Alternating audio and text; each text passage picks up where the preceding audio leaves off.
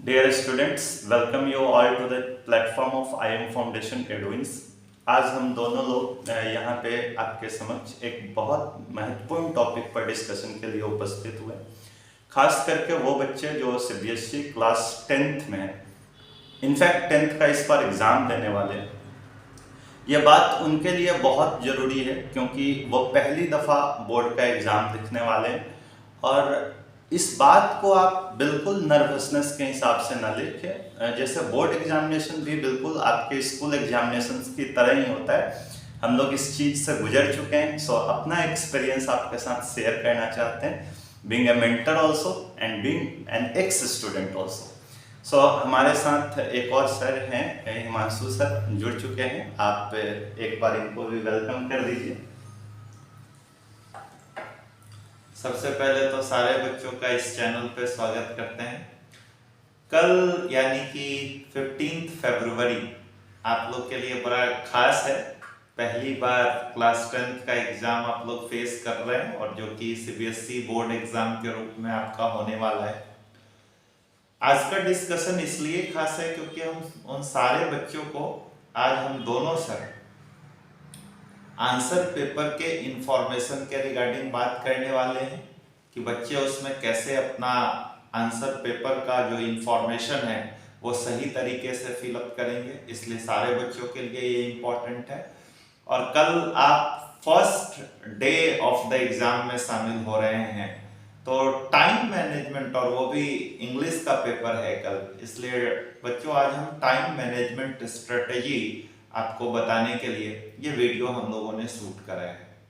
सो आप बने रहिए हमारे साथ। सबसे पहले नवनीत सर आपको बताएंगे कि आपको जो आंसर बुकलेट मिलेगा उस आंसर बुकलेट में आपको अपना बेसिक इंफॉर्मेशन जो एडमिट कार्ड पर अवेलेबल होता है उसमें हम सही ढंग से कैसे भरेंगे और इन केस वहाँ पे जाने के बाद हम क्या एग्जामिनर का हेल्प हम ले सकते हैं या नहीं ले सकते हैं, इन सारी बातों के बारे में डिटेल से सर बताएंगे। So sir please explain. सबसे पहले तो मैं उन सभी बच्चों को कहूँगा कि आप बिल्कुल भी पैनिक ना हो।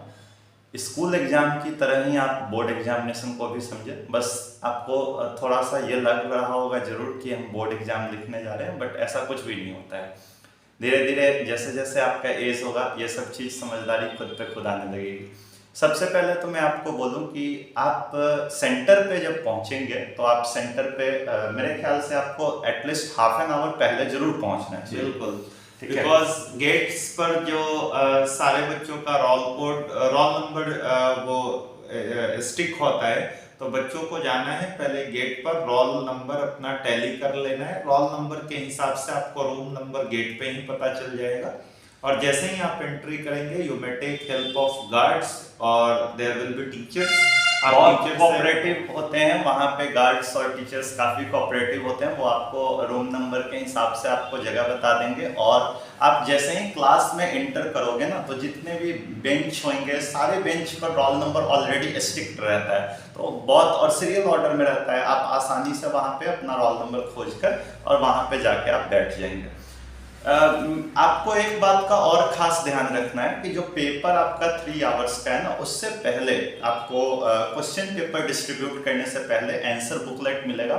आंसर बुकलेट भरने का 15 मिनट्स टाइम होता है, तो आप उस 15 मिनट्स को ना पूरा यूज करें। आप मतलब मेरे ख्याल से आपको 10 मिनट तो एटलीस्ट उसमें लगाना ही है। डिटेल्स भरने में बड़ा सावधानी के साथ भरना है। आपको सारा डिटेल एडमिट कार्ड के अकॉर्डिंगली भरना है। इवन एडमिट कार्ड पे आप सिग्नेचर भी करे होंगे, तो सिग्नेचर भी जब आंसर बुकलेट पे आपको करना होगा तो वो इन्विजिलेटर के प्रेजेंस में करना होता है, आप पहले नहीं करेंगे। इन्विजिलेटर जब आपके पास आएंगे उस टाइम आप उस साइन को करेंगे और इसके साथ साथ अटेंडेंस शीट पर भी आपको करना होगा। ये जो आपका आंसर बुकलेट मिलेगा उस आंसर बुकलेट में 2 कॉलम होंगे, 2 सेक्शंस होंगे फर्स्ट पेज पे। सीबीएसई में ऐसा ही होता है।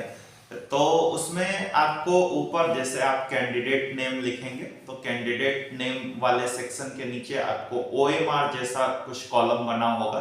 तो फॉर एग्जांपल कि कैंडिडेट नेम है Himanshu, so if I am writing the first alphabet as H, तो उसके नीचे वाला जो H अल्फाबेट होगा उसको आप सर्कल करेंगे, सर्किल कर लेंगे। और बच्चों इसमें कोई कंफ्यूजन का बात नहीं है कि सर हम ब्लैक पेन से शुरुआत करेंगे या ब्लू पेन से शुरुआत करेंगे। मैं तो कहता हूं कि आप आंसर पेपर ब्लू और ब्लैक दोनों पेन के कॉम्बिनेशन को इस्तेमाल करें। बस आपको ये ध्यान रखना है कि you should not use gel pen. Gel fountain pen आपको नहीं यूज करना है। बॉल पॉइंट पेन आप कैसा भी में आपको ब्लू और ब्लैक कलर ही यूज करना है, रेड ग्रीन आप नहीं यूज कर सकते हैं। और आप जो फर्स्ट पेज होगा, सपोज अगर आपने ब्लू पेन से उसको भरा है तो कंप्लीट इंफॉर्मेशन ब्लू पेन में ही आएगी। आप स्टूडेंट नेम कैपिटल लेटर में लिखेंगे, रोल नंबर आप एडमिट कार्ड से देख करके एक एक डिजिट लिखेंगे, और उसके नीचे भी OMR का कॉलम होता है तो उसके हिसाब से करना होगा आपको। एक और बात बच्चों कि जो आंसर के जो आपको क्वेश्चन पेपर मिलने वाला होता है उस पर स्पेसिफिक कोड होता है। आमतौर पे CBSE में फ्रैक्शन के फॉर्म में होता तो जो फ्रैक्शन के फॉर्म में होगा तो आपको उस पर वहां पे कॉलम बना मिल जाएगा आपको, तो आपको क्वेश्चन पेपर कोड लिख देना है। इन केस अगर आपको ये समझ में नहीं आता है कि हमारे को कैसे ये कोड लिखना है या क्या होगा कोड और सेट कौन सा है, तो ये सारा चीज वैसे तो क्वेश्चन पेपर पे होता है। In case if you are not getting that you may take the help of invigilator. Invigilator आपको बहुत हेल्प करेंगे, काफी कोऑपरेट करते हैं वो लोग। इवन आपको अगर कोई डिटेल भरने में परेशानी होगी तो वो लोग आके खुद भरवाते भी है। और कई स्कूल्स में सेंटर पे तो ऐसा भी देखा जाता है कि जैसा आपका आंसर बुकलेट का इंफॉर्मेशन है उस हिसाब से बोर्ड पर, ब्लैक बोर्ड जो वहाँ पे होती है उस पर टीचर पहले से बना के रखते हैं, तो वहाँ भी आपको काफी कन्वीनियंट हो जाएगा। ओके नेक्स्ट, अब जो हम लोग बात करने वाले, जैसे ये सारा इंफॉर्मेशन उस पर आपका कैंडिडेट सिग्नेचर भी होता है, so you have to sign that candidate signature. Next, जब आपको क्वेश्चन पेपर मिल जाएगा, कल का इंग्लिश का एग्जाम का मैं बात करूं तो चूंकि लैंग्वेज पेपर है, आई थिंक लैंग्वेज पेपर आमतौर पर लेंथी ही होता है, बस उससे पैनिक होने की जरूरत नहीं है क्योंकि वो सबका है। ऐसा नहीं है कि सिर्फ आपका है लेंथी पेपर होगा और बाकियों का नहीं होगा, सारे स्टूडेंट उस चीज को फेस करेंगे कल। सो जो क्वेश्चन पेपर आपको मिलेगा वो क्वेश्चन पेपर 3 सेक्शंस में बटे हुए हैं, जैसा कि रीडिंग सेक्शंस आप लोग को बताया गया होगा स्कूल में, और दूसरा होता है राइटिंग सेक्शन, और तीसरा राइटिंग एंड ग्रामर होता है, और तीसरा जो होता है वो लिटरेचर सेक्शन होता है। तो रीडिंग सेक्शन में जो आपको कंटेंट मिलेगा वो 10-10 मार्क्स के आपको 2 रीडिंग पैसेज मिलेंगे, ठीक है। तो वो पैसेज में कुछ क्वेश्चंस ऑब्जेक्टिव भी होंगे, या तो फिलअप टाइप होगा या तो चॉइस बेस होगा, नहीं तो कुछ में आपको इंफॉर्मेशन लिखना पड़ेगा। सो टोटल 3 घंटे के ड्यूरेशन को हम लोग डिवाइड करेंगे। सर आई थिंक कि बच्चों को कितना समय देना चाहिए? 30 मिनट्स आई थिंक कि रीडिंग सेक्शन में 30 मिनट आपका काफी है। 30 मिनट्स मतलब मैंने आपको 15 मिनट एक पैसेज को करने के लिए दिया है। अगर वो MCQ बेस्ड पैसेज हुआ तो बच्चों उसका तो वैसे मैं तुमको एक और तरीका भी बताता हूँ। अगर 5 क्वेश्चन है और वो पैसेज अगर 5 सेक्शंस में बटा हुआ है तो प्राय ऐसा होता है कि जो फर्स्ट क्वेश्चन है उसका फर्स्ट पैसेज में ही आंसर मिलेगा, but it is not always true. अगर मान लो कि उस पैसेज में सिर्फ 2 ही पैराग्राफ हुए और 5 क्वेश्चन हुए तो थोड़ी ऐसा कर सकते हैं। So you must read 3 to 4 line, then read the first question and then you answer. Yes. यही परफेक्ट तरीका है रीडिंग सेक्शन को अटेम्प्ट करने। बहुत कम टाइम में ऐसे कवर आसानी से आप कर सकते हैं इसको कवर। और खास करके लेकिन मैं ये कहूँगा जरूर कि पैसेज को आप ध्यान से पढ़ें, बहुत काफी समय लगा के आप उसको करें। आप बिल्कुल भी जल्दीबाजी के चक्कर में न पड़े। 30 minute is enough time. 30 minute is not question आपको बहुत आसानी से आपको कंप्लीट 30 मिनट आपको लगाना है, पूरा 30 मिनट में कोई दिक्कत नहीं है, ठीक है। और 30 मिनट मैंने आपको बहुत टाइम दे दिया। उसके बाद आपको राइटिंग सेक्शन और ग्रामर सेक्शन में आप जैसे ही एंट्री करेंगे तो राइटिंग सेक्शंस जो आपको लगाने हैं, एक तो लेटर है, हाँ बस केवल राइटिंग का बात कर रहा हूँ बच्चों, ग्रामर का बात अभी नहीं कर रहा हूँ। ये दोनों आपको मिलेंगे एक ही सेक्शन हाँ। में, लेकिन पहले हम लोग राइटिंग सेक्शन की बात कर रहे हैं और फिर ग्रामर पे तो हम राइटिंग चलेंगे। में बच्चों आपको सिर्फ और सिर्फ 2 क्वेश्चन मिलेंगे उसमें। एक लेटर होगा आपका और एक एनालिटिकल पैराग्राफ, और उसमें भी एक बड़ा बेहतरीन पैटर्न है कि आपको इनफैक्ट 2 लेटर मिलेंगे और 2 एनालिटिकल पैराग्राफ मिलेंगे जो कि और करके होगा। चॉइस बेस है Choice बच्चों, based तो आई होगा। थिंक कि पहले कई बच्चों तो ये गलती कर देते हैं कि उन्होंने फर्स्ट क्वेश्चन पढ़ा और बस फर्स्ट क्वेश्चन का ही लेटर लिखने लग जाते हैं। You should not do that, ठीक है। अगर 2 चॉइसेस मिले हैं तो मेरे हिसाब से तो पहले आपको दोनों चॉइसेस एक बार पढ़ जरूर लेना चाहिए, फिर उनमें से कंपैरेटिवली जो आपको ठीक लगे वो। और लेटर वगैरह जो आपको मिलता है तो उसमें आप इतना जरूर ध्यान रखें कि कम शब्दों में केवल फॉर्मेट आपका सही होना चाहिए। फॉर्मेट सही होना चाहिए और जो अंदर का जो कंटेंट आप लिखेंगे वो बहुत ज्यादा नैरेटिव नहीं होगा, वो ल्यूसिड होगा। ल्यूसिड का मतलब हुआ कि शॉर्ट एंड सिंपल। सिंपल। और कोई भी भाषा जो हम एक्सप्रेस करते हैं लैंग्वेज लिटरेचर, वो दूसरे को समझ में आना चाहिए।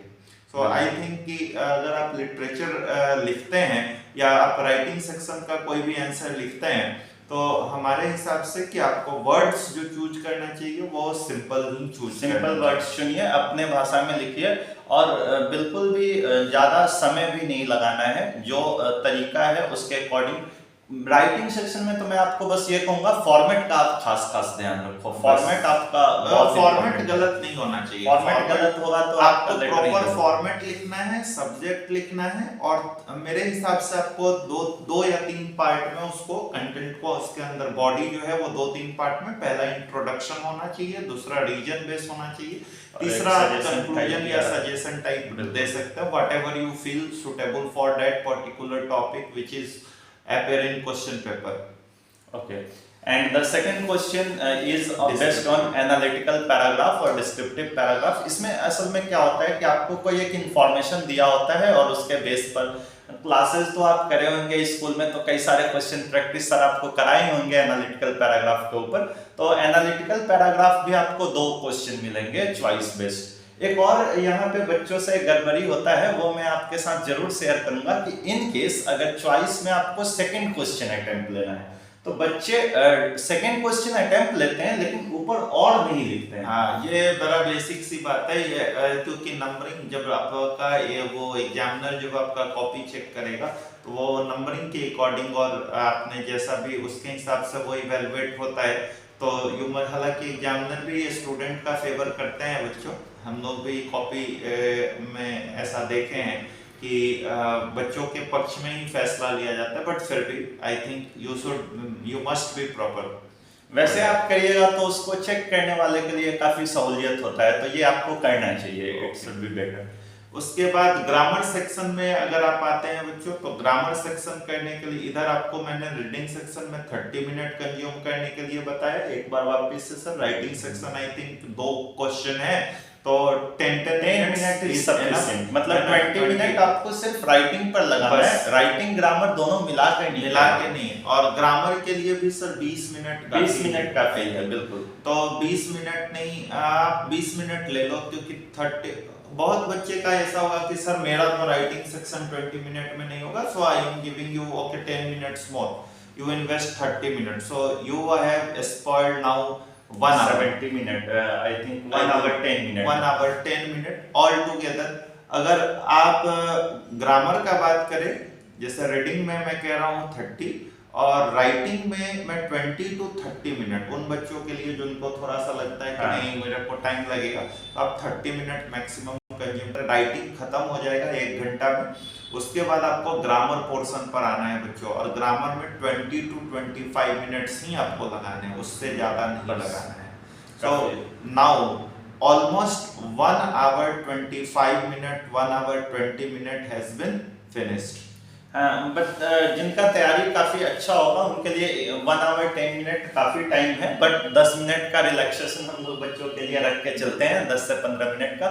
तो मोटा मोटी आपका 1 hour 20 minute 25 minute spoil and 5 minutes जो टाइम है वो जो आपके क्लासरूम में इन्विजिलेटर होंगे वो एडमिट कार्ड और के डिटेल्स मैच करने के लिए आएंगे। अटेंडेंस आपका लगेगा, अटेंडेंस में आप अपने रोल नंबर लिखेंगे, क्वेश्चन पेपर वगैरह का कोड वगैरह भी लिखना होता है शायद उसमें। यहाँ पे मैं एक चीज और आपको जरूर बताना चाहूंगा, इस पूरे वीडियो का सबसे इंपॉर्टेंट पॉइंट है आपके लिए, क्योंकि आप फर्स्ट टाइम एग्जामिनेशन लिखने जा रहे हैं। कई बार ऐसा होता है ना कि जैसे आपका जो आंसर सीट आएगा उसमें 5 कॉलम्स होंगे, English, Hindi, math, science, SST, मतलब जितने सब्जेक्ट्स आपके हैं उतने कॉलम बने होंगे।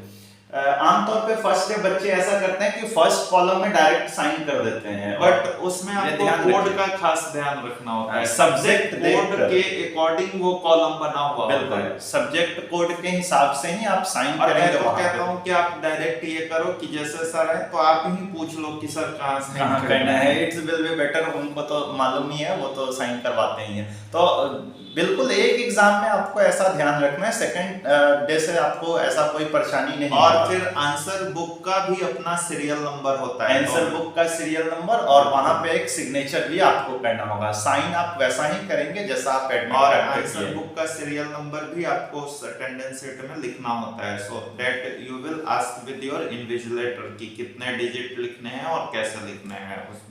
एक और बात है कि आपके मैं ऐसा उम्मीद करता हूं कि सारे बच्चे अपने एडमिट कार्ड को रिसीव कर लिए होंगे, साइन कर लिए होंगे। पेरेंट्स का भी सिग्नेचर एडमिट कार्ड पर होता है, तो वो मैंडेटरी है। आप या तो कर लिए, अच्छी बात है, नहीं तो आप आज ही करवा ले। 1 आवर 30 मिनट का बच्चों उधर कंजम्पशन हो चुका है। एक सेक्शन और बचा हुआ था क्वेश्चन पेपर में, वो था लास्ट लिटरेचर सेक्शन। बच्चों लिटरेचर सेक्शन में आपको शॉर्ट आंसर क्वेश्चन भी आएगा, लॉन्ग आंसर क्वेश्चन भी आएगा, और sorry very short answer question आएगा, शॉर्ट आंसर क्वेश्चन आएगा, और एक डिस्क्रिप्टिव क्वेश्चन आएगा लॉन्ग आंसर। तो वो डिस्क्रिप्टिव में 2 क्वेश्चंस होंगे आपके पास।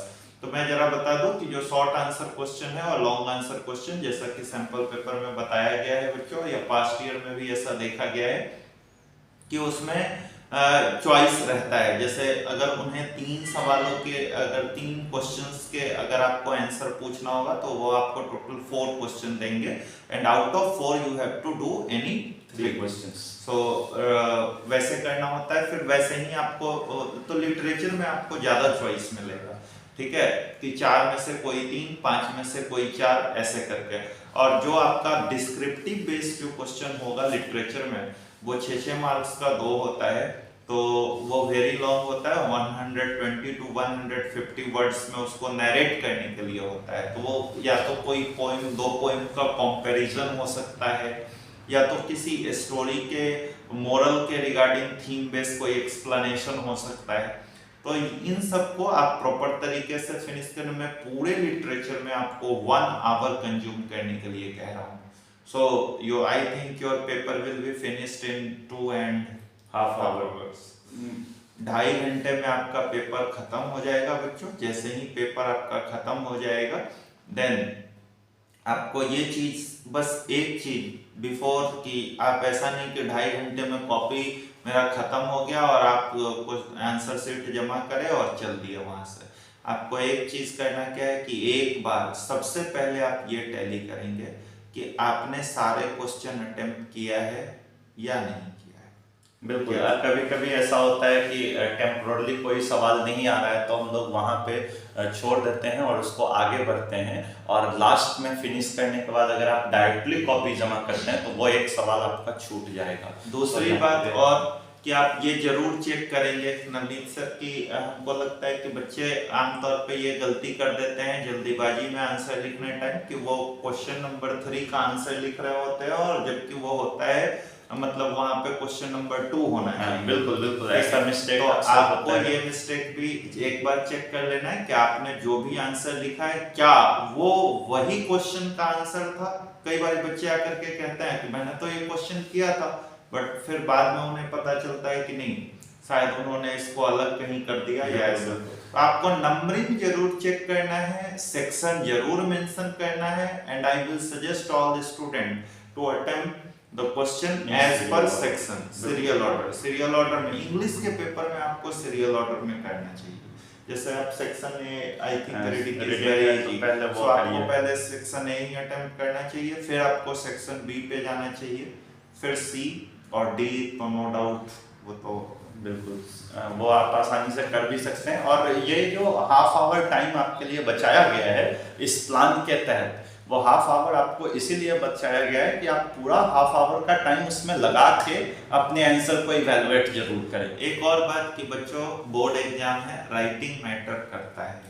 हैंड राइटिंग थोड़ा साफ सुथरा, हैंड राइटिंग अच्छा करने का मतलब ये नहीं कि बहुत अच्छा मैं कह रहा हूँ अगर आपका राइटिंग खराब है तो आप बस ऐसा करें कि आपका आंसर सारा कुछ स्पष्ट रूप से पढ़ने योग्य होना चाहिए, विजिबल होना, Visible विजिबिलिटी होना उसमें होना चाहिए, वर्ड्स के बीच में कंजेशन नहीं होना बिल्कुल, चाहिए। बिल्कुल। मेरा कहने का मतलब ये है यही। वर्ड्स स्पष्ट होना चाहिए। आपको जो कॉपी मिलता है वो पोर्ट्रेट टाइप नहीं मिलता, वो लैंडस्केप ऐसा होता है रेक्टेंगुलर, ये वाला पोर्शन ज्यादा होता है। मिलेगा, ठीक है। तो आपको कोशिश करना है, काफी पेजेस होते हैं, अगर कोई बच्चा का कॉपी खत्म हो जाता है तो वो लूज सीट भी वहां पे मिलता है, आप लूज ले सीट सकते भी आप पूछ सकते हैं, ठीक है।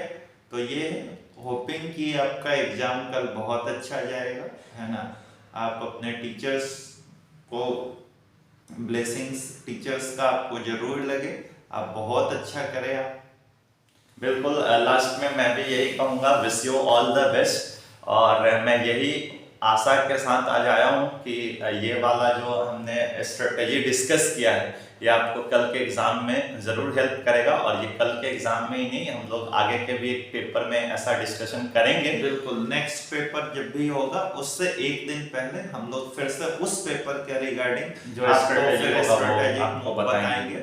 आप बिल्कुल आप हमारे स्ट्रेटेजिक मूव को फॉलो करें, आप देखेंगे कि आपको बहुत बहुत अच्छा रिजल्ट आपको बहुत हेल्प मिलेगा आपको इस स्ट्रेटजी से। और मैं उम्मीद करता हूँ कि आप लोग इस स्ट्रेटजी को फॉलो जरूर करेंगे और जरूर बेटर से बेटर करेंगे। थैंक यू बच्चों, thank you, all the best. All the best.